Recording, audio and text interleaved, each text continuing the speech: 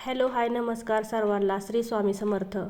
तर आम्ही चाललेलो आहे आता तुळशी बागेत पुण्याला खरेदीला. तर म्हटलं आता संक्रांत आलेली जवळ, तर थोडीफार खरेदी करावी. आणि आपल्या दुकानातलं सामान पण थोडंफार संपलेलं होतं. आणि तिथे पोचलं की आम्ही गणपती बाप्पाचं दर्शन घेतलं. आणि त्यानंतर लगेच शॉपमध्ये गेलो. तो शॉपमध्ये बघा वेगवेगळ्या प्रकारचे पैंजण, मंगळसूत्र, शॉर्ट मंगळसूत्र, लॉंग मंगळसूत्र आणि बऱ्याच प्रकारची ज्वेलरी तुम्हाला मिळू शकते.